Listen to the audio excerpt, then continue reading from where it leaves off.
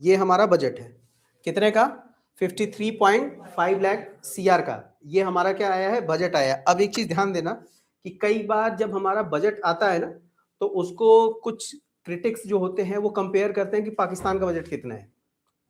अभी हम आगे आएंगे तो बताएंगे कि उसमें कितना का बजट है, हमारा कितना। बस इतना समझ लेना कि इससे काफी ज्यादा उसकी कम है वैल्यू।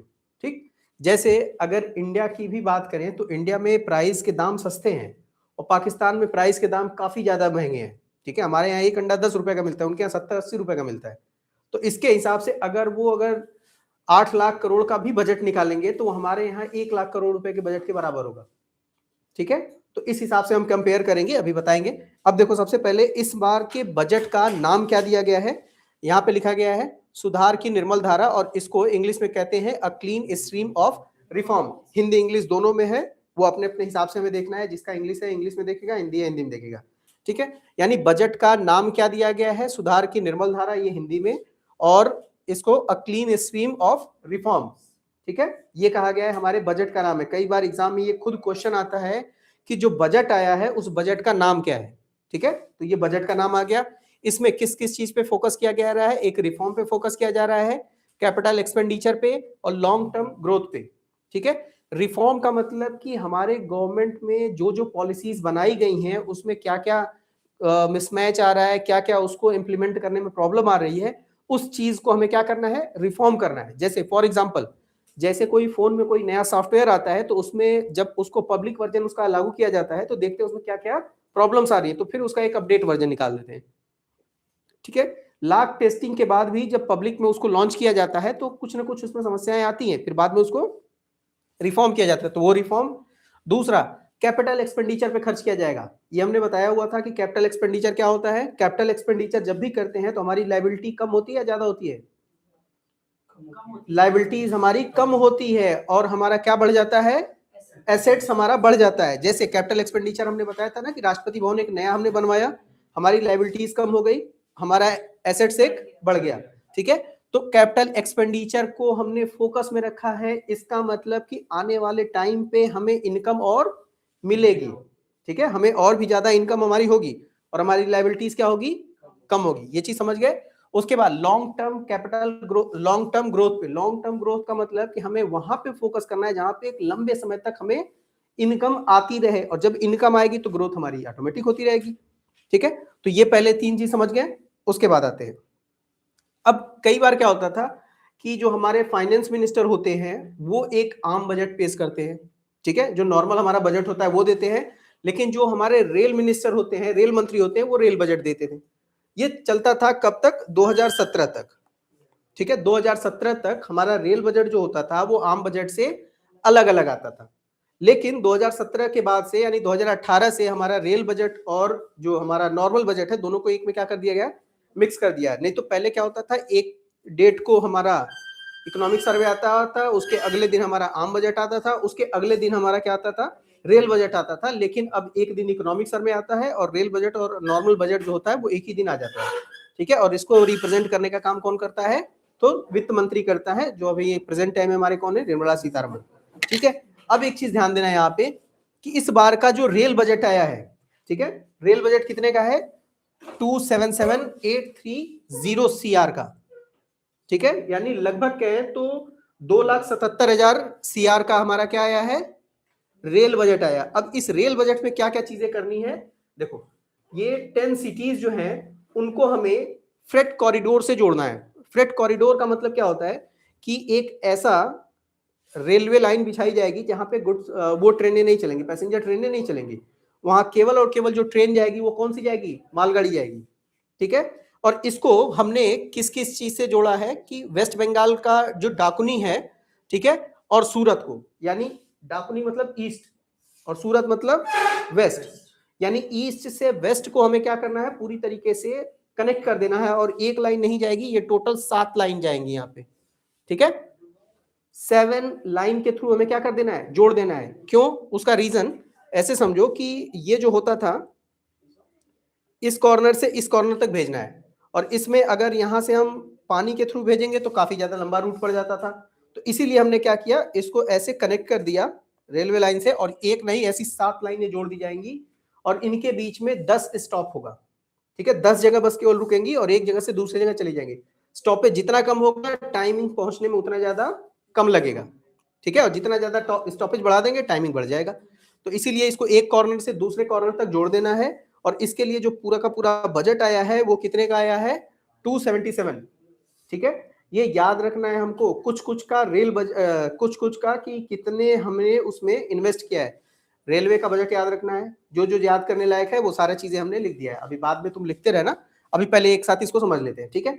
अब कई बार ये पूछता है कि पिछले साल जितना आया था उससे इस साल कितना ज्यादा बढ़ा है, तो पिछले साल जितना आया था उसका 10.25% हमने क्या किया है, इंक्रीज कर दिया है, ठीक है। यानी पहले 100 रुपए आया था तो इस बार 110 रुपए 25 पैसे आया है। अब समझ गए, यानी पहले जितना खर्च हो रहा था उससे इस बार क्या किया गया है, खर्च ज्यादा किया गया है। अब समझो यहां पे, इसका तो हो गया रेलवे का, इसमें कोई भी नई वंदे भारत ट्रेन चलाने की भी बात नहीं की गई है, पिछला वाला जो भी बकाया है अभी वही चलेगा। इस बार ज्यादातर फोकस किस पे किया गया है, गुड्सवेयर ट्रेनों पे, ठीक है, तभी इसके लिए फ्रेट कॉरिडोर बनाया जा रहा है, नॉर्मल नहीं हाई स्पीड वाली, क्योंकि हाई स्पीड का मतलब इसकी स्पीड पहुंचेगी 80 किलोमीटर पर आवर, ठीक है, क्योंकि जो गुड्सवेयर ट्रेनें होती हैं उसकी स्पीड थोड़ी सी कम होती है, और जो पैसेंजर ट्रेनें होती हैं उसकी स्पीड थोड़ी सी ज्यादा होती है, ठीक है। अगला देखो, नेक्स्ट, ये डिफेंस बजट। अब जो पाकिस्तान के बजट की तुलना की जाती है वो जनरली डिफेंस बजट से की जाती है। इस बार सबसे ज्यादा फोकस किया गया है किस पे, तो डिफेंस बजट पे, और सबसे ज्यादा इंक्रीमेंट इसमें लगाया गया है कितने का, 15% का, 15% का इसमें क्या किया गया है, बढ़ोतरी किया गया है। और इस बार जो डिफेंस पे बजट आया है वो 7.85 लाख सीआर का बजट आया है। अब ध्यान देना, अब यहीं पे हम कंपेयर करेंगे, जो पाकिस्तान का कुल बजट है, ठीक है, वो लगभग कितना है, देखो 17 लाख सीआर का, 17 लाख सीआर का उसका पूरा बजट है। उसका 17 लाख सीआर का बजट का मतलब मान के चलो कि 7-8 लाख रुपए इंडिया का होगा, ठीक है। और हमारा अकेले केवल लगभग 8 लाख सीआर का बजट किस पे हमने खर्च किया है, डिफेंस पे खर्च किया है, ठीक है। वो इसलिए खर्च किया गया है कि ये जो अभी हमने ये चीज ध्यान दिया था ना, क्या नाम कहा गया, अभी जो ऑपरेशन सिंदूर हुआ था उसमें हमने देखा था कि क्या क्या अभी हमारे पास और चीजों की जरूरत है।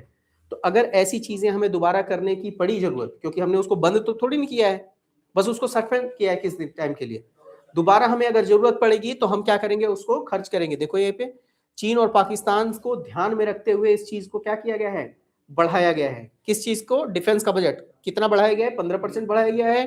कितने रुपए का आया है, तो 7.8 लाख सीआर का आया है। अब इसमें ध्यान देना, इसमें कैपिटल परचेज या कैपिटल एक्सपेंडिचर पर स्पेशली फोकस किया गया है। इसका मतलब क्या हुआ, जितने भी डिफेंस से रिलेटेड चीजें हैं उन सब का मैन्युफैक्चरिंग इंडिया में ही हम करेंगे, ठीक है। एक्सपेंडिचर इंडिया में ही करेंगे, खुद उसको इंडिया में ही बनाएंगे। जैसे ब्रह्मोस मिसाइल का कारखाना लगा है लखनऊ में, ठीक है, जो रशिया से हम खरीदते थे उसको बनाने का कारखाना कहाँ लगाया गया है, लखनऊ में लगाया गया। यही बनाओ, यहाँ से जहां मन करे वहां बेचो, ठीक है। इसीलिए जितने, जैसे हम राफेल खरीदते हैं, HAL है ना, हिंदुस्तान एरोनॉटिकल लिमिटेड बेंगलुरु में, उसने भी क्या किया है, अब बोइंग के साथ क्या किया है, एक तरह का कोलैबोरेशन किया है। और मे भी आने वाले टाइम पे इंडिया से भी प्लेन और एरोप्लेन या हेलीकॉप्टर उसको हम बना के क्या करेंगे, बाहर की तरफ बेचेंगे, ठीक है। तो ये डिफेंस वाला था। आगे देखो इसके बाद, अब अगला टॉपिक जो है वो नॉलेज सिटी बनाई जाएगी। कितनी नॉलेज सिटी बनाई जाएगी, तो 5 नॉलेज सिटी बनाई जाएगी। अब समझो ये नॉलेज सिटी का मतलब क्या होता है, जैसे कुछ इंडस्ट्रियल सिटी होती है, ठीक है। इंडस्ट्रियल सिटी का मतलब कि वहां अलग अलग तरह की फैक्ट्रियां लगती हैं, अलग अलग तरह के वर्कर्स वहां जाते हैं काम करने के लिए, ये नॉलेज सिटी होगी। फॉर एग्जाम्पल एक बताएं, जैसे नालंदा का नाम सुना होगा, बिहार में है। वो प्राचीन काल में किस चीज के लिए जाना जाता था, अपनी एजुकेशन सिस्टम के लिए जाना जाता था। यानी ऐसे ऐसे इंडिया में 5 नॉलेज सिटीज को क्या किया जाना है, स्टैब्लिश किया जाना है। अब वो 5 नॉलेज की सिटी कहां बनेगी वो बाद में फिर रिकॉग्नाइज किया जाएगा, अभी के लिए तो उसमें कोई डिस्कस नहीं किया गया। हाँ, उतना फंड हमने रिलीज कर दिया है। ज्यादातर अनुमान ये है कि एक ईस्ट में बनेगा, एक वेस्ट में बनेगा, एक नॉर्थ में बनेगा, एक साउथ में, ठीक है, और एक जो बचेगा वो बीच में बनेगा, ठीक। तो ये 5 हमारे यहाँ पे नॉलेज सिटीज बनेंगे। यहाँ पे और कुछ नहीं होगा, केवल एजुकेशन से रिलेटेड सारी की सारी चीजें की जाएंगी। अब एजुकेशन का मतलब ये मत समझना कि केवल पढ़ाई लिखाई नहीं, पढ़ाई लिखाई खेल कूद हर एक तरह की प्लानिंग हो, स्पोर्ट्स की भी एजुकेशन दी जाएगी, डांसिंग की भी एजुकेशन दी जाएगी, आर्ट की भी एजुकेशन दी जाएगी, यानी एजुकेशन से रिलेटेड जो भी सारी चीजें हैं वो सब कुछ इसमें क्या किया जाएगा, अप्लाई करवाया जाएगा। ठीक है, अब इसके बाद देखो, एक इसमें हर बार की तरह जो प्लान होता था इस बार थोड़ा सा अलग किया गया है। हर जिले में एक गर्ल्स हॉस्टल ओपन किया जाएगा, हर जिले में। ठीक है, ये इसकी खास बात होगी। ठीक, अब उसके बाद ये 15,000 जो स्कूल्स हैं get innovate the content lab, यानी एक अटल टिंकरिंग लैब होता है। अटल टिंकरिंग लैब क्या चीज होता है कि हमारे दिमाग में जो भी क्यूरियोसिटी चल रही है, ठीक है, वो क्यूरियोसिटीज को हम इंप्लीमेंट करके देखें ऐसा क्या होता है कि नहीं होता है। जैसे कई बार क्या होता है कि जब हम प्रैक्टिकल लैब में जाते हैं ना तो टीचर से पूछते हैं कि ये ऐसा करेंगे तो क्या होगा, वो ऐसा करेंगे तो क्या होगा, तो टीचर बोलता है कि ज्यादा दिमाग न लगाओ, जो कह रहे हैं वो काम करो। ठीक, और उसके बाद हमारी क्यूरियोसिटी को दबा दिया जाता है। अटल टिंकरिंग लैब में क्या होगा कि तुम्हारे लिए जो भी तुम्हारे दिमाग में नई चीजें चल रही हैं एक बार इंप्लीमेंट करके देखो क्या होता है, जो होगा देखा जाएगा। ठीक है, यानी तुम्हारी क्यूरियोसिटी को हम एक नया रूप देने की कोशिश करेंगे, ताकि हो सकता है कि आने वाले टाइम पे जो तुम दिमाग में चल रहा है उससे कोई नई चीज इन्वेंशन हो जाए। तो इसलिए अटल टिंकरिंग लैब 15,000 स्कूलों में और बनाए जाएंगे। ठीक है, ऐसा नहीं है कि ये नया आया है, बहुत पहले का आया है, लेकिन अब 15,000 और को हम क्या कर रहे हैं, आगे इंप्लीमेंट कर रहे हैं। ठीक है, फिर देखो अगला हेल्थ सेक्टर पे। ठीक है, हेल्थ सेक्टर पे फोकस किया जा रहा है। अब इसमें ध्यान देना कि 5 रीजनल मेडिकल हब्स इन पीपीपी मोड। ठीक है, पीपीपी का मतलब क्या होता है, पब्लिक प्राइवेट पार्टनरशिप, जो हमने सेक्टर ऑफ इकोनॉमी वाले सेक्टर में तुमको बताया था। जैसे पहले होता था गवर्नमेंट एक प्राइवेट सेक्टर का होता था, एक गवर्नमेंट सेक्टर का होता था, अब जो हो गया है वो पीपीपी बेस्ड पे आ गया है। ध्यान देना, पीपीपी मॉडल पे एजुकेशन और हेल्थ सेक्टर इन दोनों को अभी इंट्रोड्यूस नहीं किया गया था, लेकिन इस बार पहली बार हेल्थ सेक्टर को एज अ पीपीपी के तौर पे क्या किया गया है, उसके लिए गेट ओपन किया गया है। मतलब अलग अलग जगह पे रीजनल हॉस्पिटल्स होंगे, वो न तो सरकारी होंगे न तो प्राइवेट होंगे, वो पीपीपी मॉडल पे होंगे। वो प्राइवेट कंपनी वाले कुछ समय के लिए कॉन्ट्रैक्ट पे लेके उसको काम करेंगे, जब उनका पैसा निकल जाएगा वो गवर्नमेंट को हैंडओवर कर देंगे। ठीक है, तो इस बेसिस पे 5 रीजनल बनाए जाएंगे। अब इसमें अगला जो आता है वो मेडिकल टूरिज्म को बूस्ट किया जाएगा। मेडिकल टूरिज्म को बूस्ट करने का मतलब कि जो हॉस्पिटल्स होते हैं उसके जो डॉक्टर्स होते हैं उनको एक जगह से दूसरी जगह पे कैंपेनिंग के लिए भेजा जाएगा। ठीक है, वो कैंपेनिंग जैसे होता था ना कि कैंप लगा के यहाँ के लोगों का इलाज करना, वो करना, बाकी सारी चीजें, यहाँ पे मेडिकल टूरिज्म का मतलब जैसे गांव गांव में भेजा जाएगा। वहां पे बहुत सारे ऐसे रीजनल मेडिसिन होते हैं, जैसे बोलते नहीं कि चोट लग गया तो हल्दी लगा लो, ये सारी चीजें, तो उस तरह की चीजें जो होती हैं उनको उनको बताया जाएगा कि इसमें भी ऐसा कुछ छिपा हुआ है। तो अगर तुम्हारे पास कुछ आता है तो उसको इस तरह का रिकमेंड करो, उस पर रिसर्च करना, बाकी सारी चीजें कितना सही है कितना गलत है वो सारी चीजें इनको बताई जाएगी। यानी किस पे फोकस किया जाएगा, मेडिकल टूरिज्म पे। ठीक है, उसके बाद इसमें किस किस चीज के लिए, यानी ये हेल्थ के लिए, एजुकेशन के लिए एंड रिसर्च इकोसिस्टम, इन तीनों को एक साथ क्या कर दिया जाएगा, जोड़ दिया जाएगा। जो पढ़ रहे हैं उसका हमारे एजुकेशन पे और हमारे हेल्थ पे क्या इंपैक्ट पड़ेगा, दोनों के बीच में क्या करना है, रिसर्च करना है और बाकी सारी चीजें उस पर इंप्लीमेंट करनी है। ठीक है, उसके बाद यूथ्स के लिए क्या किया गया है, यहाँ पे ध्यान देना। यहाँ पे बहुत सारा पहले लोगों के दिमाग में ये होता था कि अगर हम जॉब पा जाएंगे तो हमारा काम हो जाएगा। यानी पहले सुनते थे कि पढ़ोगे तो ही नौकरी मिलेगी, नहीं तो नहीं मिलेगी। आज का सिस्टम बदल गया है, तुम्हारे पास स्किल है तो तुमको जॉब मिलेगी, नहीं स्किल है तो नहीं। नॉलेज कितना भी हो, स्किल रहना चाहिए। आज की डेट में डिमांड है स्किल की। ठीक है, तो इसीलिए स्किल पे फोकस किया जा रहा है और जॉब के पीछे न भाग के स्टार्टअप के पीछे भागना है। ठीक है, यानी स्टार्टअप काम करोगे तो आगे आने वाले टाइम में देखो किसका जमाना आ गया है, एआई का। ठीक है, और डिजिटल एम्प्लॉयमेंट का जमाना आया है, तो हमें इस हिसाब से क्या करना है, इसको फोकस करना है। ठीक है, आगे देखो इसके बाद बैंकिंग सेक्टर में क्या क्या रिफॉर्म किए जा रहे हैं इसके लिए। ठीक है, अब देखो विकसित भारत के लिए बैंकिंग की उच्च स्तरीय समिति, high level committee on the banking विकसित भारत। एक चीज ध्यान देना कि बैंकिंग सेक्टर में ये होता था कि पहले ये प्लान होता था कि लोग बैंकों तक पहुंचे, लेकिन इस चीज को इंप्लीमेंट करने में थोड़ा सा प्रॉब्लम हो रही थी, क्योंकि लोगों का बैंकों पे ट्रस्ट नहीं बन पा रहा था। समय समय पे बैंक जो होते थे इधर के उधर, बाकी सारी चीजें, क्योंकि लोगों को पहले माइंडसेट होता था कि पैसा हमारे पास ही हमारा रहेगा तो सेफ रहेगा। तो अब गवर्नमेंट ने प्लान चेंज किया है, अब लोग बैंकों तक नहीं, बैंक लोगों तक पहुंचा रहा है। ठीक है, जैसे अभी दिल्ली है तो हर 10 कदम पे तुमको एक एक एटीएम मिल जाएगा, हर 20 कदम पे एक बैंक मिल जाएगा तुमको। खोज डालो छतरपुर एरिया में इतने में ही पता नहीं कितने बैंक और कितने एटीएम होंगे। लेकिन अगर यही किसी गांव में चले जाओगे तो दो दो तीन तीन गांव के बीच में एक एटीएम होना पॉसिबल नहीं होगा, और बैंक के लिए उस गांव से रिलेटेड जो शहर होगा वहां जाना पड़ता है। तो इन सारी चीजों के लिए बैंकिंग सेक्टर में काफी ज्यादा रिफॉर्म करने की कोशिश की जा रही है। ये देखो 98% विलेज तक हमें लोगों की पहुंच बनानी है बैंकों की। शहर में तो 100 से 102% है, लेकिन गांव में नहीं है। तो अब हमें फोकस किस पे करना है कि बैंक को हमें जोड़ना किससे है, गांव से जोड़ना है, क्योंकि गांव गांव जुड़ जाएंगे तो ऑटोमेटिक काम हो जाएगा। और पब्लिक फाइनेंस कंपनी और रीजनल इकोनॉमिक कॉर्पोरेशन, इनको हमें दोबारा क्या करना है, बनाना है। ठीक है, ये बैंकिंग वाले चैप्टर में हम तुमको कराएंगे। हाँ, अब इधर ध्यान देना, जो एनआरआई होते थे, ठीक है, एनआरआई का मतलब नॉन रिलायबल इंडियन और पर्सन ऑफ इंडियन ओरिजिन, ठीक है, इनके लिए क्या किया गया है, पहली बार ओपन किया गया है कि अब भी ये हमारे मार्केट में इक्विटी में इन्वेस्ट कर सकते हैं। ठीक है, शेयर मार्केट में ये भी क्या कर सकते हैं, इन्वेस्ट कर सकते हैं। अब एक चीज ध्यान देना कि यहाँ पे जो विदेशी मुद्रा यानी जो फॉरेन करेंसीज होती है, उसमें कई बार एक तरह से कहें तो ऊपर नीचे अप एंड डाउन आते रहते हैं। तो अगर ये ग्राफ इस तरीके से कुछ चल रहा है तो ये खराब है। अगर ये हाँ थोड़ा बहुत ऐसे फ्लैक्चुएट कर रहा है तो ठीक है। जैसे अगर डॉलर के दाम 2 रुपए, 1 रुपए, 10 पैसे, 15 पैसे ऊपर नीचे हो रहे हैं तो ठीक है, चल रहा है। अचानक से 100 से 200, 200 से 50, 50 से 20, 20 से 1000, यानी ये ग्राफ जो चलेगा ना, इससे कोई भी मर्चेंट जो होगा वो इंडिया में इन्वेस्ट करने नहीं आएगा। ठीक है, फॉर एग्जाम्पल हम तुमको बताएं, एक हफ्ते पहले चांदी का रेट 4 लाख रुपए पर केजी था। ठीक है, केवल और केवल 7-8 दिन में 2,60,000 रुपए पर केजी आ गया।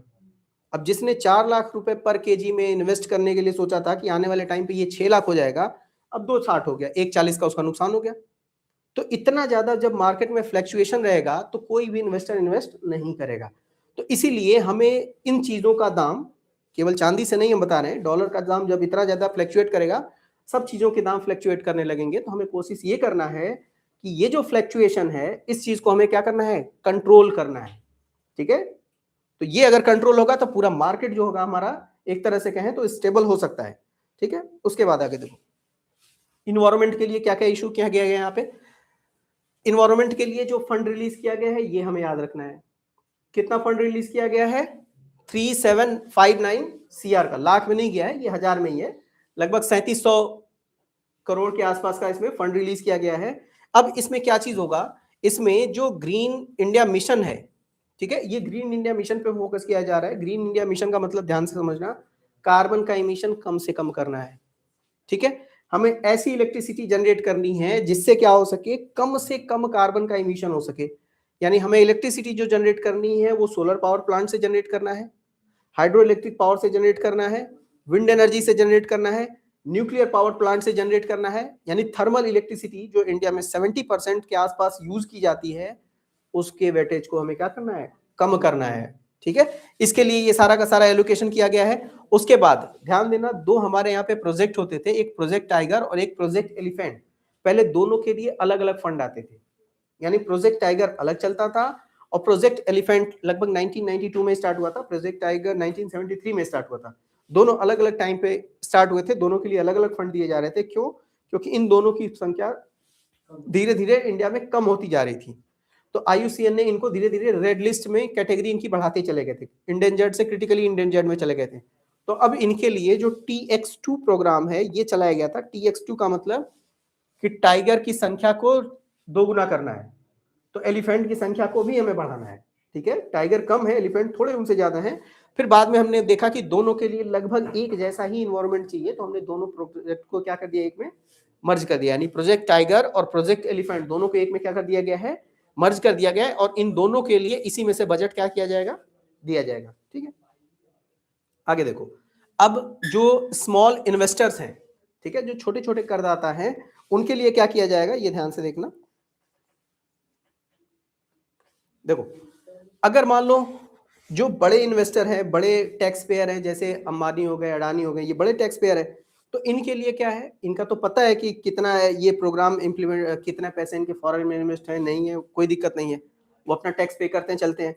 बट हमारे जैसे मिडिल क्लास वाले या फिर मिडिल क्लास से थोड़ा अपर मिडिल क्लास वाले हैं, ये छोटे टैक्स पेयर हैं, इन्होंने अगर फॉरेन में कहीं पे कोई क्या बोलते हैं प्रॉपर्टीज परचेज की है, या वहां पे कहीं इनका छोटा मोटा बिजनेस है, वहां से जो इनकम जनरेट हो रही है, अगर उसके बारे में ये 6 महीने के अंदर गवर्नमेंट में डिक्लेयर कर देंगे तो इनके लिए टैक्स में रिलैक्सेशन या छूट दिया जाएगा, ठीक है। और अगर उसके बाद करेंगे तो इनको पेनाल्टी भी लगेगी और पूरा का पूरा टैक्स भी पे करना पड़ेगा।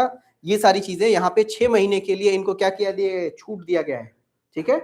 यानी अगर मान के चलो कि जुलाई में अगर खोला हुआ है या अगस्त में खोला हुआ है या सितंबर में खुला हुआ है, तो जनवरी फरवरी तक हमें डिक्लेयर कर देना है।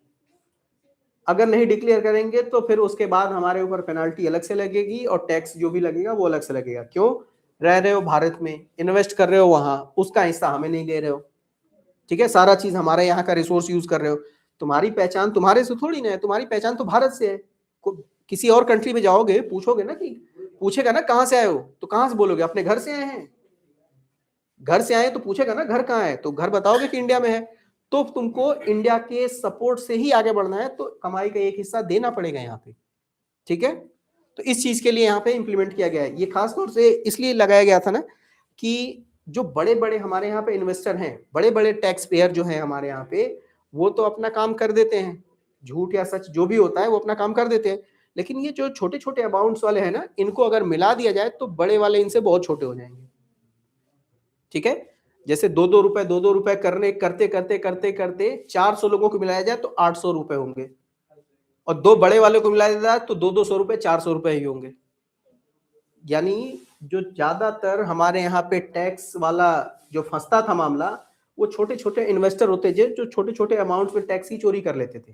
तो उनके लिए अब रिलैक्सेशन दिया गया है, ठीक है, कि अगर कर दोगे तुम्हारा भी फायदा होगा, सरकार का भी फायदा होगा। अदरवाइज पकड़े जाओगे तो किसी दिन उसका लेने की देनी पड़ जाएगी, ठीक। अब देखो ये सारी चीजें जो थी ये इसी टैक्स पेयर के लिए, कि इसका क्या करना था कि इनको एक सुधारने का मौका देना है। इसके बारे में थोड़ी डिटेल में बताई गई थी, इसको सुधारने का मौका देना है ताकि ये भी क्या कर सके, टैक्स के रूल एंड रेगुलेशन को क्या कर सके, फॉलो कर सके। अब देखो अगर जब भी ये अपील करेंगे कि हमारे पास इतना है, तो जो 6 महीने तक का था पूरा का पूरा ड्यूरेशन, जैसे मान लो कि जुलाई में खरीदा कोई चीजें, कोई प्रॉपर्टी खरीदी और दिसंबर तक, ठीक है, और इसने अगर मान लो फरवरी में डिक्लेयर किया, तब तो लगेगी पेनाल्टी इसके ऊपर, ठीक।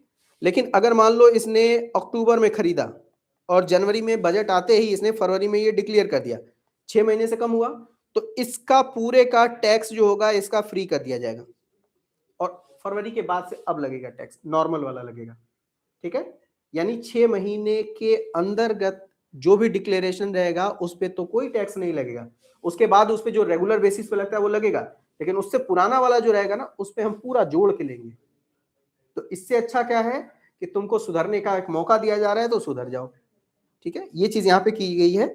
उसके बाद देखो जो कोऑपरेटिव कमेटी होती है, जो सहकारी समितियां होती हैं, उनके लिए क्या किया गया है, 31 जनवरी 2026 तक इन्वेस्टमेंट का एक मौका दिया गया है, ठीक है।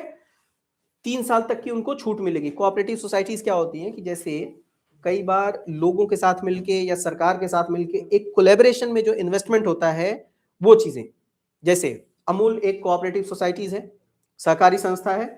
तो अगर हमने किसी कोऑपरेटिव सोसाइटीज के साथ मिलके अगर हमने क्या किया है, कहीं पे इन्वेस्ट किया है, जैसे हम अपने से खुद इंडिविजुअल इन्वेस्ट कर रहे हैं तो 6 महीने में हम बता देंगे, कोई दिक्कत नहीं है। लेकिन हम मान लो किसी एक ग्रुप के साथ मिलके और इन्वेस्टमेंट कर रहे हैं या किसी ग्रुप में जुड़ के इन्वेस्टमेंट कर रहे हैं, तो हमें उस ग्रुप को मनाना होगा, बाकी सारी चीजें, ठीक है। कि चलो अब वहां पे डिक्लेयर करते हैं तो उसके लिए टाइम ज्यादा लगेगा, तो उसके लिए 3 साल का ड्यूरेशन यहाँ पे दिया गया है, ठीक है। अब यहां से आओ एंटरप्रेन्योरशिप, ठीक है। अब इस एंटरप्रेन्योरशिप पे हमें जो फार्मर्स है उनकी इनकम भी बढ़ानी है। कैसे होगा वो सारी चीजें समझो, यहाँ पे ध्यान से देखो।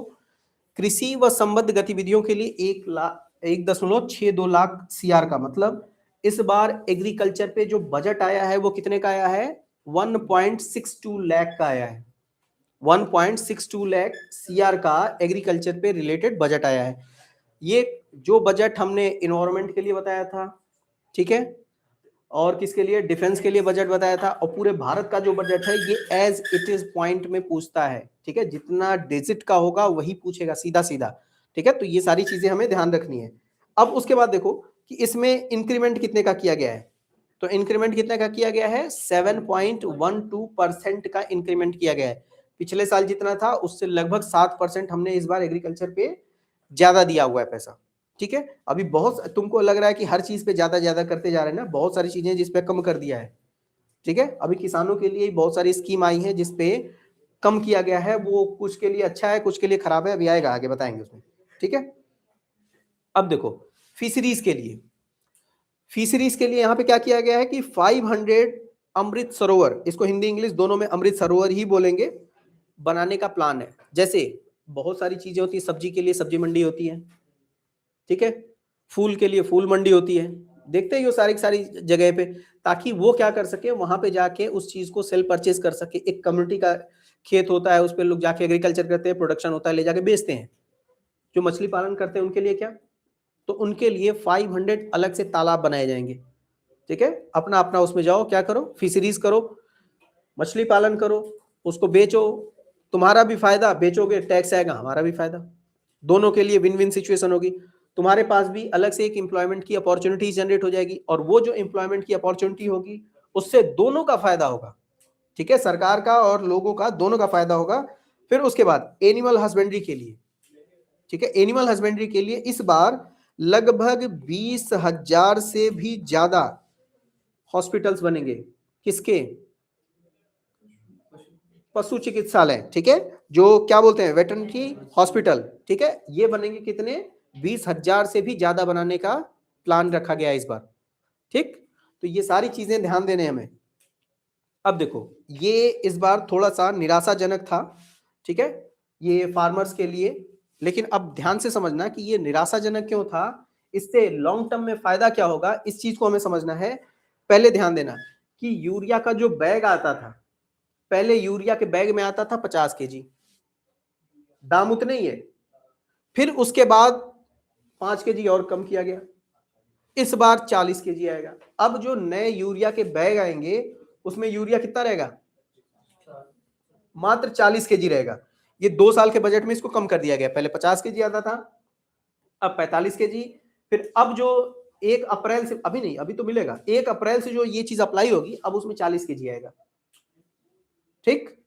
इसके बाद भी समझना कि पहले जो यूरिया उस बैग में होता था 46% होता था नाइट्रोजन, अब उस नाइट्रोजन की कैपेसिटी को भी क्या कर दिया गया है, कम कर दिया गया है, यानी वेट को भी कम किया गया है, और उस वेट में प्रेजेंट जो नाइट्रोजन की कैपेसिटी थी उसको भी कम करके कितना कर दिया गया है, 36%, ठीक है।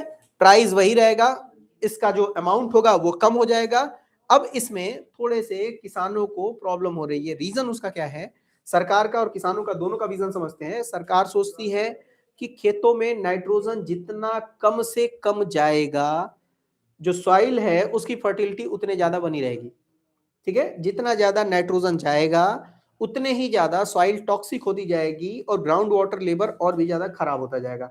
ये आने वाले टाइम पे इन्वायरमेंट से रिलेटेड जो भी कंसर्न्स थे उसको ध्यान में रख के इसका फैसला लिया गया है।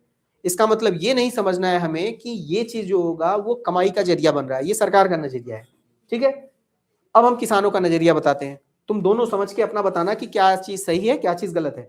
किसान सोचते हैं ये हमारे साथ तो धोखा हो रहा है, पहले उतने ही पैसे में 50 केजी मिलता था, फिर 45 केजी किया, फिर 40 केजी किया, यानी हमसे पैसा तो वही ले रहा है लेकिन अमाउंट कम दे रहा है। प्लस अगर 40 केजी ही मिल रहा है तो उसमें 46% हुआ करता था, तो अब हमें कितना चाहिए, 36% मिल रहा है, यानी हमें अब 4 बोरी और एक्स्ट्रा लगानी पड़ेगी, हमारे ऊपर और एक्स्ट्रा बर्डन आएगा, ठीक है। ये किसान का नजरिया है। लेकिन ध्यान देना इस पैकेट वाले यूरिया की जगह पे अब नया आ गया है, एक आया था नीम कोटेड यूरिया, उस यूरिया पे नीम की कोटिंग कर दी जाती थी। फिर एक आया लिक्विड नाइट्रोजन, लिक्विड नाइट्रोजन वाला यूरिया है, यानी यूरिया अब लिक्विफाइड फॉर्म में आ गया है। पहले क्या होता था, लोगों को इरिगेशन करना होता था, इरिगेशन का मतलब पानी की सप्लाई करनी होती थी खेतों में, एक काम। फिर खेत में पानी देने के बाद दूसरे दिन उनको यूरिया छींटना पड़ता था पूरे खेतों में मैन्युअली, तो उससे ब्रीदिंग प्रॉब्लम, हाथ की प्रॉब्लम, बाकी सारी चीजें होती। अब इसमें सरकार ने क्या किया है कि जिस पंप सेट से तुम पानी को पहुंचाओगे नहरों में, उस पंप सेट में बस लिक्विड यूरिया डाल दो, जैसे पानी पहुंचेगा उसी तरह से फर्टिलाइजर भी पहुंच जाएगा, यानी फर्टिलाइजेशन और ये इरिगेशन दोनों एक साथ होगा, तो इसका नाम उसने रखा था फर्टिगेशन। ठीक है, कि दोनों को एक साथ कर देना है, और उससे क्या होगा कि वेस्टेज नहीं होगा, जितनी जरूरत होगी उतने ही पौधों को नाइट्रोजन चाहिए, उससे ज्यादा नहीं होगा।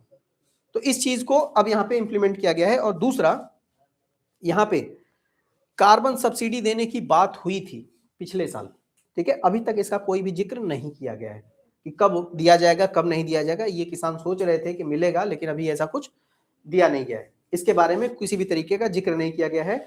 तो ये यूरिया वाला जो था, ये प्रोग्राम थोड़ा सा निराशाजनक था किसानों के लिए, ठीक है। अब कितना फायदेमंद है कितना निराशाजनक है वो तो आने वाले टाइम पे खुद ही पता चल जाएगा, ठीक है।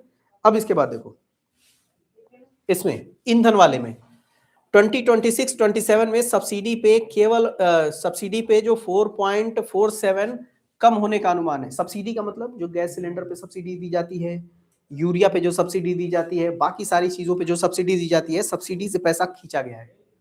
सब्सिडी का मतलब जैसे 100 रुपए की बुक है, ठीक है, तो सरकार कह रही है बुक कंपनी वालों से कि इसको 40 रुपए में तुम लोगों को दो, ठीक, 60 रुपए का जो खर्च आ रहा है वो हम देंगे, तो वो 60 रुपए जो हो गए वो सब्सिडी हो गई। अब गवर्नमेंट ने क्या किया, सब्सिडी कम कर दिया, यानी कहा 60 रुपए नहीं अब 50 रुपए का देंगे, तो 50 रुपए का देगा तो अब तुम्हारा दाम बढ़ गया, अब तुमको 40 की जगह 50 पे करना पड़ेगा, यानी सब्सिडी से सरकार ने पैसा इस बार थोड़ा सा खींच लिया है अपने हाथ में, ठीक है।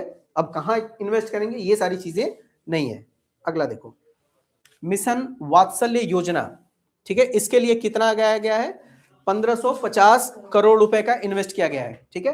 अब पहली बात कि ये जो मिशन वात्सल्य स्कीम जो है, ये कौन सी मिनिस्ट्री इसको चलाती है, तो महिला एवं बाल विकास मंत्रालय, ठीक है, इसको क्या करता है, ये चलाता है। कुल बजट जो आया था, ठीक है, वो 28,183 करोड़ का था, बहुत पहले से चल रहा है। इस बार उसमें इतना करोड़ क्या कर दिया गया है, बढ़ा दिया गया है, ठीक है। अब ये तो बढ़ा दिया गया है, ठीक है, लेकिन इसमें होगा क्या, मिशन वात्सल्य का मतलब कि जो गांव-गांव में प्रेग्नेंट लेडी हुआ करती थी, ठीक है, उनको कई बार प्रॉब्लम्स बहुत सारी फेस होती थी, आयरन की कमी हो गई, कैल्शियम की कमी हो गई, तो उन सारी चीजों को टैकल करने के लिए आंगनबाड़ी केंद्र बनाए जाते थे, ठीक है, कि इसको उसके यहाँ पे जाके रजिस्टर्ड कराना होता था, तो समय समय पे उनको मिल्क पाउडर या प्रोटीन पाउडर जो भी सारी चीजें होती थी वो गांव में डिस्ट्रीब्यूट कराते जाती फ्री ऑफ कॉस्ट, ठीक है। तो उसी चीज के लिए अब इसको क्या कर दिया गया है, थोड़ा सा मॉडर्नाइज किया जाएगा, ठीक है। और प्लस जो बच्चे होते थे, ठीक है, जिनके अंदर न्यूट्रिशन की कमी होती थी, जो प्रेग्नेंट वुमेन्स होती थी, उनके अंदर जो न्यूट्रिशन की कमी होती थी, उन सबको क्या कर जाएगा, इसके तहत अब टैकल किया जाएगा, यानी एक तरह से कहें तो थोड़ा सा एक्स्ट्रा फैसिलिटीज मिलेगी। ध्यान देना कितना खर्च किया गया है इस पे, 28,183 करोड़ रुपए बहुत पहले हुआ करता था, 1550 करोड़ रुपए बढ़ा दिया गया है। तो इससे मत ये समझना कि अब बहुत कुछ मिलने वाला नहीं, इतना पैसा 140 करोड़ पॉपुलेशन में ऊंट की मुंह में जीरा का काम करेगा, यही समझना। ये बस समझना कि अब नए नए हॉस्पिटल्स खुलेंगे या नई नई, नहीं, इतना नहीं मिलने वाला, ठीक है। पॉपुलेशन भी ध्यान में रखो, इतनी पॉपुलेशन को हमें 1540 करोड़, 140 करोड़ लोग हैं, ठीक है, और लगभग मान के चलो कि 50% के आसपास वुमेन्स है हमारे, 50 या 40% के आसपास वुमेन्स है, ठीक है। उसमें से जो प्रेग्नेंट वुमेन होगी उनका 20% मान लो, अगर हम मान ले रहे हैं अगर, तो उसमें से इनको देंगे तो एक एक के हिस्से में 20-20 रुपए आएंगे, ठीक। तो उससे क्या होने वाला है, बहुत होगा 200 रुपए आ जाएगा, उससे क्या होने वाला है। तो बाकी सारी चीजें होती हैं इसमें, बस हाँ दे दिया जाता है कि नहीं इनके लिए भी कुछ दिया है, इनके लिए भी कुछ दिया है, तो उसके हिसाब से ये सारी चीजें चलती रहती हैं, ठीक है। अब इसमें जो हमारे यहाँ पे ऑर्फनेज चिल्ड्रन हुआ करते थे, इनको अब जो एडॉप्टेशन का जो प्रोसीजर होता था उसको थोड़ा सा इजी कर दिया गया है, ठीक है। उसके तहत अब इसको क्या कर दिया गया है, इजी कर दिया गया है, ताकि जो एडॉप्टेड चाइल्ड हैं लोग उनकी तरफ क्या हो, मोटिवेट हो सके, ताकि जिनके पास बच्चे नहीं है वो ऑर्फनेज से बच्चे क्या कर सके, गोद दे सके। इन सारी चीजों के लिए भी इसमें क्या किया गया है, प्लान किया गया है। अब ध्यान देना, यहाँ पे जो बीबी राम जी विधेयक था, बीच में एक हमने करंट अफेयर इस पे डाला हुआ था, ये क्या चीज था, मनरेगा का नया नाम रखा गया है वी रामजी एक्ट, ठीक है, यानी मनरेगा का नाम अब क्या कर दिया गया है, चेंज कर दिया गया है। उसके तहत क्या मिला जाएगा, कितना पैसे एलोकेट किए गए हैं, 30,000 करोड़ रुपए, ठीक है। अब ये चीज क्या था कि जैसे मनरेगा में पहले 100 दिन का गांव में रोजगार मिलता था, बीबी रामजी एक्ट के तहत अब इसको 125 दिन का कर दिया गया है, ठीक है। तो इसके लिए देखो मनरेगा तब तक जारी रहेगी, मतलब 2001 अप्रैल 2026 तक, 31 मार्च 2026 तक जो मनरेगा वाला चल रहा था। इसके बाद जो चीज मनरेगा का होगा वो मनरेगा नहीं, अब बीबी रामजी विधेयक के नाम से जाना जाएगा। इसके लिए ये सारी चीजें दी जाएंगी, ठीक है। इससे क्या होगा कि कई बार मनरेगा का पैसा लोगों का रुक जाता था, मिलता था, नहीं मिलता था, तो अब इसको टेक्नोलॉजी से जोड़ दिया जाएगा, तो अब सीधे एक खाते में उनके पैसा आ जाएगा। अब किसी भी तरीके का कोई भी प्रॉब्लम नहीं होगा, ठीक है। ये तो कहा गया है, अब देखते हैं कि ग्राउंड लेवल पे आने के बाद क्या क्या चीजें इसमें होती हैं, ठीक है। ध्यान देना, अब हमें क्या करना है, इंडस्ट्री सेक्टर पे सबको थोड़ा थोड़ा दिया गया। इंडस्ट्री वाले को देखो क्या किया गया, देश में कितनी 4,000 नई कौन सी बस चलेगी, इलेक्ट्रिक बस चलेगी। ध्यान देना, कार्बन इमिशन वाले में हमने बताया था ना, लगभग 3,700 करोड़ रुपए खर्च किया गया था। ग्रीन इलेक्ट्रिसिटी पे फोकस किया गया था, हरित बजट पे फोकस किया गया था। तो किस लिए, कैसे होगा, बसों को कम करेंगे, इलेक्ट्रिक वाला ज्यादा चलाएंगे तभी तो इमिशन कम होगा। तो उसके लिए 4,000 नई ई बस को क्या किया गया है, लॉन्च किया गया है। प्लस उसके बाद जो सेमीकंडक्टर मिशन है, सेमीकंडक्टर मिशन का मतलब इस बजट के ठीक पहले सितंबर महीने में नरेंद्र मोदी गए थे सिंगापुर, ठीक है। सिंगापुर गए थे, ये करंट अफेयर हमने डिस्कस किया हुआ था। उसके बाद उन्होंने वहां पे सेमीकंडक्टर से रिलेटेड चीजों पे डिस्कस किया था, वहां एक सिलिकॉन वैली है, वहां पे डिस्कस किया था। तो सिंगापुर और इंडिया के बीच में सेमीकंडक्टर लेके सहमति जताई गई थी। फिर इंडिया में आने के बाद इंडिया में भारत की पहली इंडिजीनियस चिप भी बनाई गई थी। तो अब इसके लिए जो सेमीकंडक्टर मिशन 2.0 है, इसको अब इंप्लीमेंट किया गया है, यानी अब इसके लिए अलग अलग जगह पे फैक्ट्रियां लगेंगी जो इंडिया में ही सेमीकंडक्टर को बनाएंगी, ठीक है। अब इसके बाद इधर ध्यान दो, मोबाइल और इलेक्ट्रॉनिक्स के लिए 40,000 करोड़ रुपए, क्योंकि ये सेक्टर अभी इंडिया में बहुत तेजी से बूम कर रहा है। और ये चिप निर्माण के लिए भारत का अपना मिशन, यानी India's own the chip manufacturing mission, हमने वही बताया ना कि जो वहां गए थे, अब हम अपने यहां खुद चिप बनाएंगे। एक टाइम था कि जब ताइवान और चाइना के बीच में थोड़ी सी प्रॉब्लम चल रही थी, तो भारत में 4 व्हीलर गाड़ियां जो स्मार्ट कार इस समय आ रही हैं, हर कार स्मार्ट कार हो गई है, उसकी 2-2 साल की वेटिंग लगी हुई थी। 2 साल बाद तुमको मिलेगा, आज बुक कराओगे तब। क्यों, क्योंकि सेमीकंडक्टर नहीं आ रहे थे। इसके वजह से हमारी जो कार मैन्युफैक्चरिंग कंपनियां थी, सब कुछ रेडी होता था, केवल सेमीकंडक्टर की वजह से उसकी मैन्युफैक्चरिंग रुक गई थी। तो इस चीज पे जब झटका लगा तो हमने सोचा कि नहीं, अब इसको इंडिया में ही बनाएंगे, ताकि हमारे यहाँ इस चीज को क्या किया जा सके, बूस्ट दिया जा सके। हमारे यहाँ ही जो कार 17 लाख 18 लाख रुपए में मिल जाती है, स्मार्ट कार जो बाकी सारी चीजें इंप्लीमेंट करती हैं, यही तुम नेबरिंग कंट्रीज में जाके पूछना कि इसके दाम कितने हैं, ठीक है। जो तुमको स्कॉर्पियो या सफारी 20-22 लाख में मिल जाएगी, 3 से 4 करोड़ रुपए तुमको पाकिस्तान में उसी का पे करना पड़ता है, वैसी गाड़ियों का, ठीक है। तो सोचो कि हम कहाँ हैं और वो कहाँ है, ठीक है। हमने अपने यहाँ पे क्या किया है, इसको मैन्युफैक्चरिंग सेक्टर को जब बूस्ट करेंगे तो हमारे यहाँ प्राइस कम होंगे, ठीक है। आगे देखो, अगला क्या है, टेक्सटाइल पार्क, ठीक है। टेक्सटाइल पार्क का मतलब कि जो कपड़ा उद्योग है उसको हमने किस तरीके से बढ़ाना है। तो सबसे पहली बात कि 10,000 करोड़ के एमएसएमई ग्रोथ फंड रिलीज किए जाएंगे, मीडियम स्मॉल नहीं, micro small and medium enterprises, ठीक है, एमएसएमई इसको रिलीज किया जाएगा। इसका मतलब बड़े बड़े उद्योगपतियों को नहीं, जो छोटे छोटे हमारे यहाँ पे बुनकर हैं, ठीक है, जो कपड़े बिनते हैं, साड़ियां बनाते हैं, उनके लिए ये सारे फंड रिलीज किए जाएंगे। और एक मेगा टेक्सटाइल पार्क बनाया जाएगा।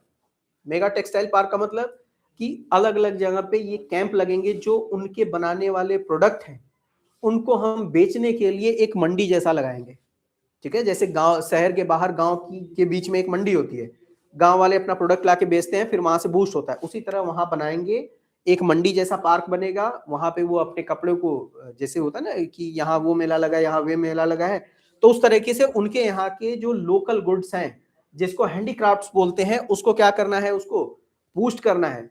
हर एक जिले का जैसे मिर्जापुर हो गया, वहां की कालीन फेमस है, ठीक है, कांजीवरम की साड़ियां फेमस हैं, ठीक है। तो उस तरह के जो भी प्रोडक्ट है हैंडीक्राफ्ट, उसको नेशनल लेवल पे हमें मान्यता देनी है, ताकि वो फिर क्या कर सकें, अगर नेशनल लेवल पे किसी भी चीज की मान्यता है तो वो बहुत दूर तक बिकेगा, ठीक है। जैसे पेरिस जो जाना जाता है वो परफ्यूम के लिए जाना जाता है, यानी परफ्यूम के लिए पेरिस को हम जैसे दिमाग में आता है तुरंत पता चल जाता है, तो पेरिस का परफ्यूम फेमस है, उसी तरह इंडिया के सारे सारे टेक्सटाइल हर एक जगह के फेमस हो जाएंगे। बस हमें क्या देनी है, उसको पहचान दिलानी है। तो पहचान दिलाने का काम कौन करेगा, ये भारत सरकार करेगी। इस बार के बजट में ये इंप्लीमेंट किया गया है। ध्यान देना, अगला ये यूनिवर्सिटी सिटीज बनाई जाएगी, कितनी, 5। एजुकेशन सिटी 5, ये यूनिवर्सिटी सिटी है। एजुकेशन और यूनिवर्सिटी, इसमें ग्रेजुएट हो गए तुम, पोस्ट ग्रेजुएट हो गए, उसमें केवल और केवल एजुकेट हो गए 12 तक, ये 12 से ऊपर वाला, यानी 5 ऐसे यूनिवर्सिटी वाले सिटी बनाए जाएंगे, वहां पे केवल और केवल यूनिवर्सिटी से रिलेटेड उसकी पहचान होगी, ठीक है। जैसे अलीगढ़ मुस्लिम यूनिवर्सिटी, ठीक है, दिल्ली यूनिवर्सिटी, अभी इनकी तो पहचान हो चुकी है। 5 नए ऐसे सिटीज बनाए जाएंगे जिनकी पहचान किससे होगी, उस यूनिवर्सिटी से होगी, ठीक है। अब ध्यान देना, इस बार के एजुकेशन सेक्टर में कितने का इंक्रीजमेंट किया गया है, तो 8.27 लाख सीआर को क्या कर दिया गया है, बढ़ा दिया गया है। ये सारी चीजें हमने ऊपर डिस्कस किया था। हाँ, एक चीज यहाँ पे नया आया है, ये चीज ध्यान देना, AVGC, animation, visual effect, gaming and comics, ठीक है। इसको ध्यान देना, 2030 तक इसमें 20 लाख रोजगार का टारगेट रखा गया है, ठीक है। 2030 तक हमें 20 लाख रोजगार का टारगेट रखना है। मतलब वो सारी चीजें जो हम घर बैठे अपने लैपटॉप या कंप्यूटर से डिजाइनिंग कर सकते हैं, उसको हम सेल्फ परचेज कर लेंगे। इसके लिए ना तो हमें किसी भी तरीके का ऑफिस बनाना है, ना कुछ बनाना है, ठीक है। यानी जब तक लोगों को एआई से हम जोड़ेंगे तो इसमें हमें बूम मिलेगा। तो यही चीज टारगेट रखा गया है कि 2030 तक पूरे वर्ल्ड में जो भी एनिमेशन चलेगा, जो विजुअल इफेक्ट चलेंगे, जो गेमिंग एंड कॉमिक होंगी, वो इंडिया से बना हुआ रहेगा, ठीक है। क्योंकि इस टाइम पे जो हमारे यहाँ के यूथ हैं वो बहुत ज्यादा इस पे फोकस कर रहे हैं। और एक चीज ध्यान देना कि अगर अपना कैरियर जॉब के अलावा किसी जगह पे बनाना होगा तो यही बनाना।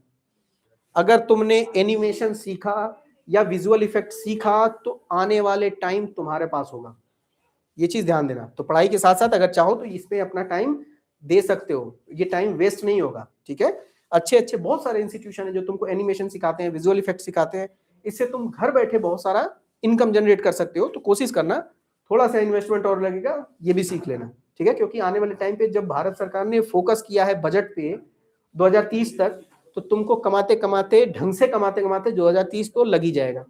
26 चल रहा है, 4 साल में कितना कर लोगे। अब उस 4 साल में अगर तुमने 2 साल या 1 साल इस पे फोकस किया तो आने वाला टाइम तुम्हारा होगा। क्योंकि कितने रोजगार इसमें जनरेट होने वाले हैं, एक आध तुम्हारा भी हो जाएगा, क्या दिक्कत है, ठीक है। आगे देखो, टूरिज्म पे फोकस किया गया है, बिना इन्वेस्टमेंट के इनकम आती है। G20 की एक मीटिंग हुई थी इंडिया में, तो नरेंद्र मोदी ने 20 देश के नेता आए थे, सबको अलग अलग जगह लाके घुमा दिया। किसी को ताजमहल के सामने फोटो खिंचवा दिया, किसी को कुतुब मीनार के सामने, किसी को लाल किला में बैठा घुमा दिया। अब वो अपने अपने देश में उनके उनके न्यूज़पेपर में उनकी उनकी फोटो छप गई। अब वो भी वहां के लोग सोचते हैं हम भी चलेंगे ताजमहल के सामने फोटो खिंचवाएंगे, तो आओ खिंचवाने के लिए, हम तो तैयार ही हैं, ठीक है। 600 रुपए टिकट लेंगे तुमसे, बाकी को तो 250 में घुमाते हैं, ठीक है। तो इससे हमारा क्या होगा, इनकम जनरेट होगी। ये सही बात है, तुम ताजमहल जाओ, घूमने जाओगे, 250 रुपए में तुम घूम लोगे। अगर वही कोई फॉरेनर होगा तो उसको लिए 600 रुपए का टिकट है, ठीक है। कुतुब मीनार में ही देख लो, 35 रुपए में तुम घूम के आ जाओगे, उसका 150 रुपए टिकट है, ठीक है। तो इस तरीके से हमें क्या करना है, वहां पे टूरिज्म को बूस्ट करना है। ये मत समझना कि हम लूट रहे हैं, हम भी जाते हैं तो वो भी लूटते हैं हमसे, ठीक है। अभी चले जाओ बुर्ज खलीफा घूमने के लिए 6,000 रुपए टिकट है तुम्हारा, तो हम भी लूट के आते हैं, तो वो आएंगे तो जाहिर सी बात है, ठीक है। अगला देखो, अब यहाँ पे एक चीज किया जा रहा है कि 45 करोड़ टूरिज्म स्किल ट्रेनिंग, यानी जो हमारे यहाँ से बाहर से फॉरेनर आते हैं उनको घुमाने का जो टूरिस्ट गाइड होते हैं ना, उन पे थोड़ा सा खर्च किया जाएगा, उनको समझाया जाएगा, अलग अलग तरह की लैंग्वेज बताई जाएगी, फिर वो क्या कर सकते हैं, उनको अच्छे तरीके से विजिट करा सकते हैं। अब देखो ये क्या नाम है उसका, माउंटेन वाले में बहुत सारे ऐसे आते हैं जो खुद सोचते हैं कि हम भी क्लाइंब करेंगे, इस माउंटेन पे जाएंगे, उस माउंटेन पे जाएंगे, उन सारी चीजों के लिए ये चीज किया गया है।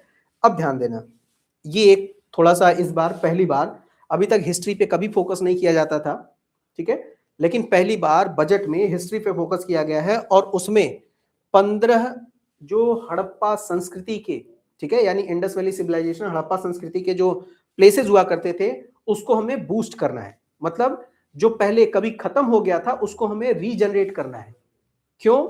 लोगों को इतिहास से रूबरू कराया जा सके, भारत की सभ्यता से पहचान दिलाई जा सके, उनको यहाँ ला के हिस्ट्री से जोड़ा जा सके, क्या क्या चीजें हमारे यहाँ पे बहुत पहले हुआ करती थी, जैसे टाउन प्लानिंग आज की डेट में डीडीए जो बढ़िया वाला करता है ना, कि यहाँ से नहर, यहाँ से वो, यहाँ पार्क, वो सारी चीजें हमारे यहाँ पे इंडस वैली सिविलाइजेशन में ही चला करती थी, ठीक है।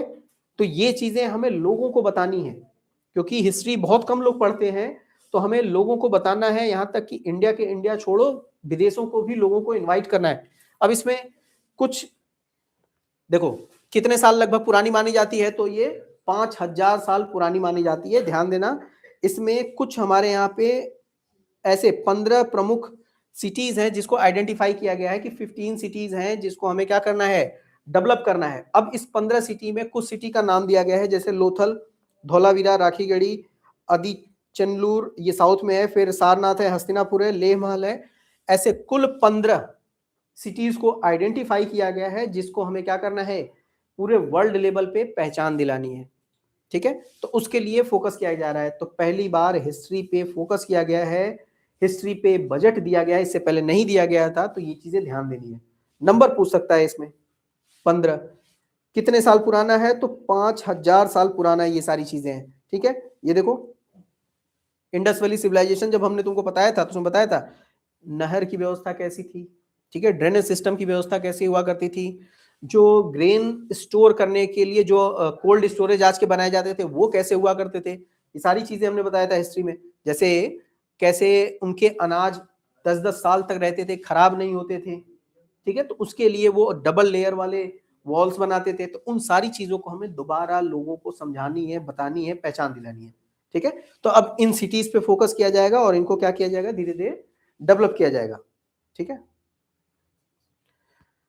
अब ध्यान देना, हमारे यहाँ पे हिस्ट्री में एक कल्चर फेमस हुआ था जिसका नाम था बौद्ध धर्म, ठीक है।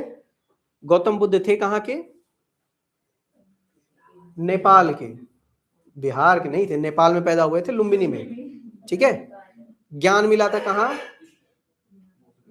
बोध गया में, और मरे थे कहाँ, कुशीनगर में मरे थे। पहला संदेश कहाँ दिए थे, सारनाथ में दिए थे। यानी एक तरह से कहें तो नेपाल में केवल पैदा हुए थे, ठीक है, और उसके बाद पूरा का पूरा उनका लाइफ साइकिल कहाँ चला था, इंडिया में चला था, ठीक है। और इंडिया में चला था, इंडिया से ही बौद्ध धर्म 2 भागों में बटा, हीनयान और महायान, जो नॉर्थ में और साउथ में चला गया था। उसके बाद नॉर्थ ईस्ट साइड में जाओगे तो जो पूर्वोत्तर का राज्य है उसमें तुमको मैक्सिमम बौद्ध रिलीजन वाले मिल जाएंगे, ठीक है।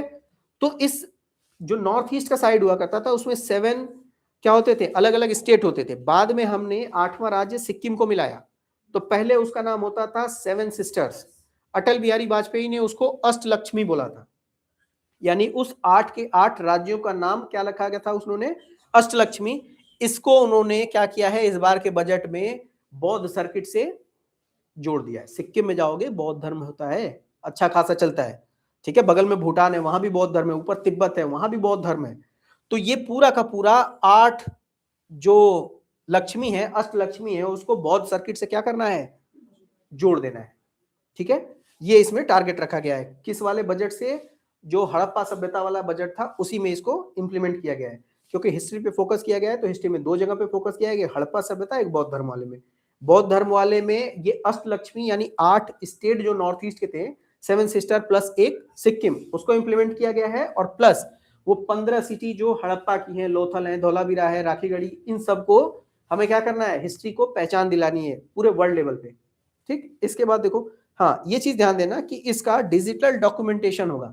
जो आ सकता है देखने के लिए, समझने के लिए, पढ़ने के लिए, वो आके देख ले, नहीं तो घर बैठे अपना देख ले। तुम यूट्यूब पे भी देखोगे तो भी कमाई होगी। ठीक है, आप समझ गए?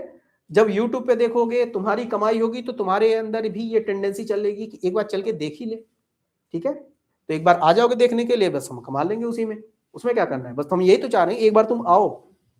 ठीक, अब देखो इसके लिए कैंसर की कितनी दवाएं जो होंगी उसके लिए सस्ती कर दिया गया है, और उसके बाद 5 रीजनल हॉस्पिटल्स बनाए जाएंगे।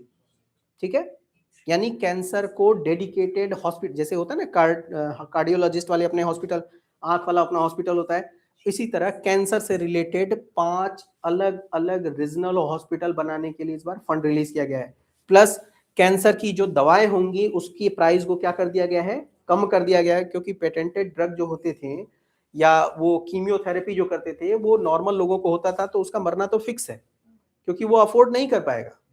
ठीक है, वो तो युवराज सिंह थे जिन्होंने कीमियोथेरेपी करा के अपने आप को दोबारा सरवाइव करवा लिया, नहीं तो नॉर्मल लोगों के बस का नहीं है कीमियोथेरेपी कराना। तो इसलिए कैंसर की जितनी भी जरूरी दवाएं हैं उनको क्या किया जाएगा, कम किया जाएगा, और उसके बाद 5 रीजनल हॉस्पिटल्स बनाए जाएंगे। अब ध्यान देना, यहाँ पे बायोफार्मा पे 10,000 करोड़ रुपए का इन्वेस्ट करने का प्लान है। बायोफार्मा का मतलब क्या समझते हो?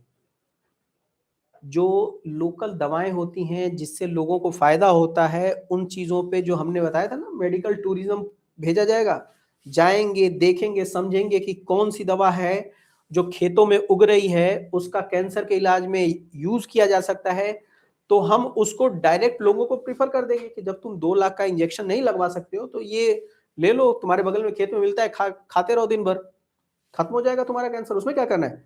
दवाएं बनती किस चीज से है? हर्बल से ही बनती हैं, केमिकल प्रोसेस से बनती हैं, तो हम इस चीज को सस्ता कर सकते हैं। वो सारे के सारी चीजें हमारे यहाँ पे मिलती हैं, बट लोगों को उन्हें बताना है। ठीक है, जैसे अभी बहुत सारी चीजें हैं तुमको कि नहीं पता है कि बुखार में ये खाएंगे तो ठीक हो जाएगा, कोई बता दे कि नहीं चाय के साथ शक्कर नमक डाल के पियो, हो सकता है बुखार ठीक हो जाए तुम्हारा, करके देख लगते हो। तो इन सारी चीजों पे हमें करना है, तो यही चीज क्या होता है, बायोफार्मा होता है। ठीक है, जो हर्बल वाला था ना, जो आयुर्वेद होता था, उसी को एक नए रूप में प्रेजेंट किया जाएगा, जिसको क्या भी बोला जाएगा यहाँ पे, बायोफार्मा। ठीक है, अब देखो ये ध्यान देना, एक ईरान में पोर्ट हुआ करता था, चाबहार पोर्ट। ठीक है, चाबहार बंदरगाह हुआ करता था, इसके वजह से जो मिडिल ईस्ट तक हमारी पहुंच हुआ करती थी वो बनाई गई। ठीक है, हम पहले पहुंचते थे कहां पे, चाबहार पोर्ट पे, फिर वहां से पहुंचना और उसके बाद अफगानिस्तान और बाकी सारी जगहों पे जाके हम मिडिल ईस्ट तक पहुंच बना सकते थे। वो इसलिए, ध्यान देना, पहले मैप से समझो इसको, ये गुजरात, बीच में ये पाकिस्तान, हम यहां से सीधे नहीं जा सकते हैं क्योंकि ये ब्रेक लगाता है। ठीक है, अब इसके बाद हमें पहुंचना है यहाँ पे, ये है मिडिल ईस्ट। ठीक, मिडिल ईस्ट पहुंचना है और यहीं से ऊपर हम यूरोप जा सकते हैं। तो हम ये ऐसे सीधे नहीं जा सकते हैं क्योंकि ये मना कर रहा है, नहीं जाने देगा। तो हमने यहां से एक ईरान में चाबहार पोर्ट बना दिया है। ठीक है, फिर वहां से अफगानिस्तान और अफगानिस्तान से सीधे हम पहुंच जाएंगे। ठीक है, डेलाराम हाईवे एक बनाया गया है, उससे हम सीधे निकल जाएंगे मिडिल ईस्ट तक। इसको बाईपास करने के लिए हमने क्या किया है, चाबहार पोर्ट लगाया है। चाबहार पोर्ट कहाँ है, ईरान में है। अब इससे थोड़ी सी समस्या क्या जनरेट हो रही है, ध्यान देना, कि अमेरिका ने थोड़ी सी प्रॉब्लम क्या क्रिएट कर दी है, क्योंकि अमेरिका का ईरान से नहीं बनता है। जब अमेरिका का ईरान से नहीं बनता है तो उसने बोला कि अगर ईरान में तुम इन्वेस्ट करोगे या रशिया से तेल खरीदोगे तो हम तुम्हारे ऊपर टैरिफ को इम्पोज करेंगे। अब ये चीज डायरेक्ट मेंशन नहीं किया गया है कि अमेरिका के प्रेशर में आके या किस चीज में आके, उससे हमसे मतलब नहीं है, वो बाद में अपना देखा जाएगा। लेकिन ये चीज ध्यान देना कि इस बार चाबहार पोर्ट के लिए फंड बंद कर दिया गया, नहीं दिया गया। ठीक है, कोई भी धनराशि इसके लिए एलोकेट नहीं की गई है। ठीक, यानी अब ये भी हो सकता है, एक ये भी है कि उसका 90% प्रोजेक्ट कंप्लीट हो गया है, चाबहार पोर्ट का 90% प्रोजेक्ट भी जो हो गया वो कंप्लीट हो चुका है। तो अभी कुछ समय के लिए होल्ड पे रखा है, टेंशन चल रही है, क्योंकि अमेरिका का ईरान पे अटैक करने का प्लान है। ठीक है, मे भी जैसे वेनेजुएला पे किया था, अगली धमकी उसने कहां दिया है, ईरान पे दिया है। तो हो सकता है अगर कुछ ऐसा होगा तो फिर हमारा फंड तो बेकार हो जाएगा ना।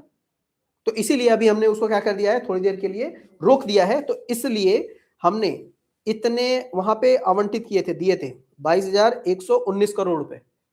अभी फिलहाल के लिए रोक दिया है। इस बार के नए बजट में किसी भी तरीके का हमने वहां पे कोई भी प्लान नहीं किया गया है। यही कह रहा है कि यह फैसला अमेरिका और ईरान के प्रतिबंधों के कारण आया है। Decision influenced by the US sanction on Iran. ठीक है, कि अमेरिका ने यूएस पे सैंक्शन यानी प्रतिबंध लगाया है, इसके वजह से मे भी हो सकता है कि ऐसा फैसला लिया गया हो। ठीक, अब हमारा जो सेंसस है जिसको 2021 में होना चाहिए था वो नहीं हो पाया था कोविड-19 की वजह से। अब इसको स्टार्ट करने की प्रक्रिया अप्रैल से शुरू हो जाएगी। ठीक है, यानी अप्रैल 2026 से जनगणना यानी सेंसस जो होगा वो शुरू कर दिया जाएगा। ठीक है, इसके लिए आने वाला जो सेंसस है उसके लिए कितना बजट आवंटित किया गया है? 6,000 करोड़ रुपए। इस बार खासियत ये है कि इस बार ये जनगणना जो होगी वो पूरी तरीके से डिजिटलाइज होगी। उनके पास एक टैबलेट होगा जिसमें वो तुरंत तुरंत सारी चीजें टिक करते जाएंगे। ये 2 फेजेस में होगा। एक फेज होगा, पहले हाउस की काउंटिंग की जाएगी, कितने पक्के मकान है, कितने कच्चे मकान है, कितने 2 मंजिला है, 3 मंजिला है, 4 मंजिला, इनकी काउंटिंग की जाएगी। प्लस उसमें कितने लोग रहते हैं, किनके पास कितनी प्रॉपर्टी है, वो सारी चीजें। इस बार नया ये हुआ है कि इसमें कास्ट सेंसस को भी शामिल किया गया है। इसके पहले धर्म वाला होता था, हिंदू इतने हैं, मुसलमान इतने इतने। अब इस बार जाति के आधार पे होगा। ठीक है, ब्राह्मण इतने, वैश्य इतने, शूद्र इतने हैं। ठीक है, मुसलमान में खान इतने हैं, कुरैशी हैं, बाकी बहुत सारी चीजें होती है। तो कास्ट के बेसिस पे इस बार सेंसस किया जाएगा, क्योंकि बार बार पार्लियामेंट में ये आवाज उठ रही थी कि हमें जाति के आधार पे क्या करना है, जनगणना करानी है। तो जाति के आधार पे जनगणना इसी से होगी। ठीक है, इसके बाद अगला ध्यान दो, ये क्लाउड कंप्यूटिंग से रिलेटेड कुछ सेवाएं हैं। जैसे क्लाउड कंप्यूटिंग का मतलब समझ रहे हो? अभी ये जो चीज हम तुमको दिखा रहे हैं ये पीडीएफ हमारे इस आईपैड में नहीं है सेव। ठीक है, हमने इसको आई क्लाउड पे सेव किया हुआ है। ठीक है, इसका फायदा ये होगा हमें अलग अलग डिवाइस में इसको सेव करने की जरूरत नहीं होगी। जहां हम अपना आईडी खोलेंगे वहीं पे हमें वो चीज मिल जाएगी, डिवाइस कैरी करने की जरूरत नहीं हमें। ठीक है, तो इसके लिए क्या किया गया है, अलग अलग जो एआई कंपनियां होती थी जैसे अमेजॉन है, गूगल पे है, ठीक है, उन सब के साथ, गूगल है, उनके साथ वो सब अपने अपने एक आई क्लाउड देते हैं। ईमेल होगा तुम्हारे पास, 50 GB का उस पर मिलता है क्लाउड। ठीक है, 50 GB का स्टोरेज मिलता है।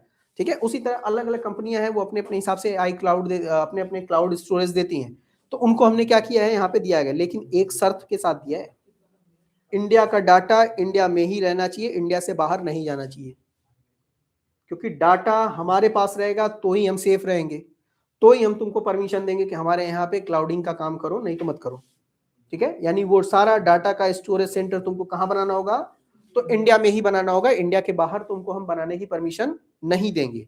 ठीक है, अब ध्यान देना, जो सिटीज हैं उनको हमें क्या करना है, डेवलप करना है। ठीक है, अब ध्यान देना इसमें कितने कितने रुपए इसको ये जो SIR है वो वाला SIR मत समझना जो सेंसस में बाकी सारी चीजों में कर रहे हैं, स्पेशल इन्वेस्टिगेशन रिपोर्ट वो वाला नहीं है। यहाँ पे क्या है, इन्वेस्टमेंट रीजन है, स्पेशल इन्वेस्टमेंट रीजन, यानी कहाँ पे हम अगर इन्वेस्ट करेंगे पहले हम उसको पहचान अगर दिला देते हैं तो जो इन्वेस्टर होंगे उनको पता चल जाएगा कि यही इन्वेस्ट करो, यहाँ से पैसा मिलने वाला है। तो सरकार अगर इसको वैलिडेट करेगी, अगर इसको वेरीफाई कर देगी तो इन्वेस्टर के लिए इजी हो जाएगा। इन सारी चीजों के लिए यहाँ पे किया गया है। अब ध्यान दे रहे हैं, यहाँ पे जो अमेरिका था, ठीक है, इसने हमारे ऊपर अलग अलग तरह के सेंसस लगाए थे। ठीक है, अलग अलग तरह के प्रतिबंध लगाए थे, हमने उसका काट निकाल लिया। उसके लिए हमने 4 अलग से प्रोविजन किए हैं। ठीक है, अब वो जिस चीज को लेके हमको धमकी देता था कि ये करो नहीं तो हम टैक्स इतने परसेंट से इतने परसेंट, 50% से 150% किया था, 150% से अब 25% हो गया है। ठीक है, कब हुआ है पता है, 4 से 5 दिन में। ये पिछले 4-5 दिनों में अमेरिका ने अब जो इंडिया पे जो टैक्स इंपोज किया हुआ था उस चीज को इसने 25% पे ला दिया। 150% से सोचो 25% पे टैक्स हो गया है। यानी 100 रुपए की जो चीज 150% टैक्स के बाद 250 रुपए में वहां बिकती थी, अब वो 125 रुपए में बिकेगी इंडिया वहां पे। ठीक है, इसके लिए उसने धमकी क्या दिया था कि हम तुम्हारे ऊपर अलग अलग टैक्स इंपोज करेंगे। कहा ठीक है कर दो, एक तो हमारे पास कंटेनर नहीं होते। कंटेनर का मतलब समझ रहे हो, वो बड़े बड़े जो बॉक्स होते थे जिसमें सामान रख के हमें एक जगह से दूसरी जगह भेजना होता था, तो वो हम उधार लेते थे। हमने कहा मत दो, हम इस बार कंटेनर ही बनाएंगे। चलो, जो धमकी तुम देते थे कि हमारे कंटेनर में रख के भेजोगे, ले आओगे तो हमसे पैसे लेंगे उससे ज्यादा, हम नहीं, तुम्हारा कंटेनर यूज करेंगे, हम और बनाएंगे। प्लस जिस चीज पे तुम धमकी देते थे उस चीज को हम अपने यहाँ खुद बनाएंगे इंडिया में। फिर जो लॉजिस्टिक कॉस्ट का मतलब होता है एक जगह से दूसरी जगह पहुंचाने जाने का ट्रांसपोर्ट कॉस्ट होता था, अपना खुद यूज करेंगे, तुम्हारा नहीं यूज करेंगे गाड़ी। ठीक है। उसके बाद हम अपने गुड्स को इतना ज्यादा मॉडर्नाइज कर देंगे कि वो वर्ल्ड लेवल से भी ऊपर का चला जाएगा। अब उसको समझ में आ गया कि अब इसने जिस चीज को हम धमकी दे रहे थे उस चीज से इसने बाईपास कर दिया है। फिर उसने कहा कि फिर फायदा तो कोई होने वाला है नहीं, क्योंकि अमेरिका के साथ हमारा ट्रेड सरप्लस चलता है, ये मत ध्यान देना, ट्रेड डेफिसिट में जाते हैं। ठीक, अगर हम 400 रुपए की सामान अमेरिका से मंगाते हैं तो 4000 का सामान उसको चिपका देते हैं। चाइना के साथ हमारा ट्रेड डेफिसिट में है, 4000 का सामान हम उससे मंगाते हैं तो केवल 20 रुपए का सामान बेच पाते हैं। ठीक है, तो अमेरिका के साथ ट्रेड सरप्लस था, इसी चीज को बैलेंस करने के लिए उसने क्या किया था, ड्यूटी इंपोर्ट कर दी थी। तो हमने क्या किया, उसका कार्ड निकाल लिया, फिर वो आ गया अपने रास्ते पे। ठीक है, ये लास्ट। अब ध्यान देना, इस बार फोकस किस पे किया गया है, तो स्पोर्ट्स पे फोकस किया गया है थोड़ा सा। क्यों, क्योंकि जितने हमारे यहाँ पे जिले होते थे वो जिले कोई ना कोई, जैसे मेरठ है खेल के सामान बनाने के लिए फेमस है। ठीक है, तो उन जिलों पे जो स्पोर्ट्स के गुड्स होते थे, बैट हो गया, बॉल हो गया, फुटबॉल हो गया, स्टंप्स हो गए, ग्लव्स हो गए, ये सब कुछ अब इंडिया में बनेंगे, कोई दिक्कत नहीं, बाहर से नहीं मंगाना है कुछ भी, हम सब कुछ इंडिया में बनाएंगे। वो इसलिए क्योंकि 2030 के ओलंपिक में और 2036 का ओलंपिक इंडिया में ही होगा। ठीक है, ये 2030 का ओलंपिक से पहले 2010 या 12 का जो ओलंपिक हुआ था, कॉमनवेल्थ गेम हुआ था, वो इंडिया में हुआ था। ठीक है, 2030 और 36 के लिए हमारा अपना देश इंडिया को इस बार चुना गया है कि यहीं पे ओलंपिक होगा। ठीक है, तो जितने हमारे यहाँ पे इनोवेशन हो रहे हैं, बाकी सारी चीजें हो रही हैं, उन सब पे फोकस किया गया है। स्पोर्ट्स के लिए इतना दिया गया है, ध्यान देना, स्पोर्ट्स के लिए कितना एलोकेट किया गया है, तो 4479 करोड़ रुपए का यहाँ पे बजट को एक्सपोर्ट किया गया है। ठीक है, समझ गए, ये रहा तुम्हारा बजट।